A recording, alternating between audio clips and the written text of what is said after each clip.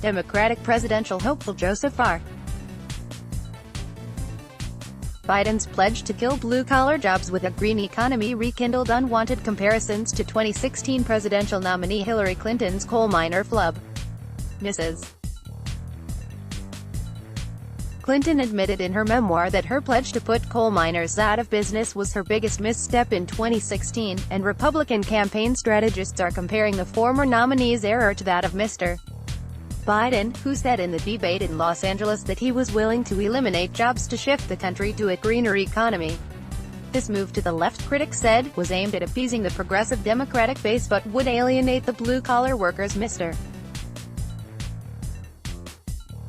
Biden claims he can lure away from President Trump. Democrats have been holding on to Joe Biden as the last hope of clawing back states like Michigan and Pennsylvania. But the fact is that this isn't John Kennedy's Democratic Party, and Joe Biden is no longer Joe Biden, said Ryan Rhodes, a Republican strategist. A debate moderator quizzed Mr.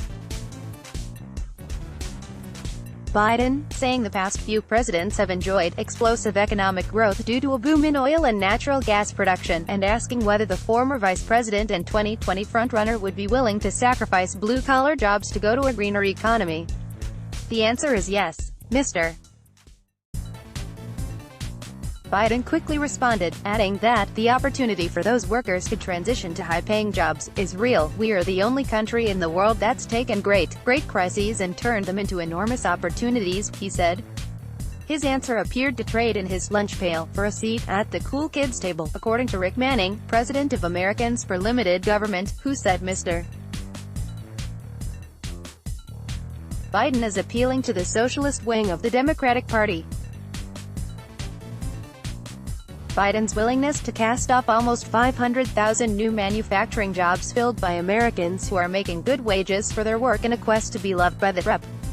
Alexandria Ocasio-Cortez wing of the Democratic Party reveals the ugly truth about Joe. He will leave behind America's blue-collar workers in a heartbeat if elected president.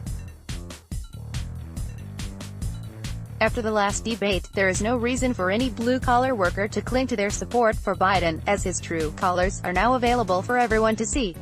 Mr. Manning said. Mr. Trump was able to capitalize on Mrs. Clinton's misstep with coal miners in 2016, winning over the blue-collar voting bloc in Pennsylvania, Michigan and Wisconsin. Political science professors predict he will try to capitalize on Mr. Biden's comments, too, but Scott DeMarkey, a professor at Duke University, said he may not have the same success this time. I think swing voters in those states will have substantially more trust in Biden than Clinton and will interpret the comment differently, he said. Biden's delivery was more focused on the positive than Clinton's was. Though with editing, that won't matter for campaign commercials. Mr. DeMarkey noted reports about the lingering trade war engaged by the Trump administration having negative effects on manufacturing workers and farmers. Trump is governing during a strong economy, but the manufacturing boom he promised for those states has failed to materialize, he said.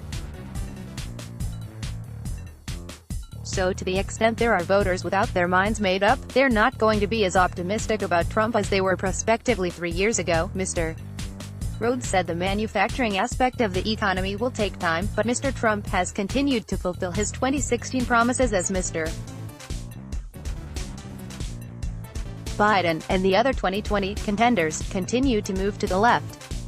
Bringing back American manufacturing takes time, and President Trump has stopped the bleeding by standing up for the American worker on trade. We are seeing a slow march toward recovery, and by standing with President Trump, we can send a message to business that it's time to invest long-term, he said. Richard Anderson, a professor at the University of California, Los Angeles, credited Mr. Biden with giving a truthful answer, saying saving the planet goes hand in hand with safer jobs and increased wages. The jobs don't wreak havoc, they save lives, he said. The vice president is a straight shooter, and he answered directly with the conviction that Americans want a president who tells the truth. Sign up for daily newsletters. Let's block ads. Why?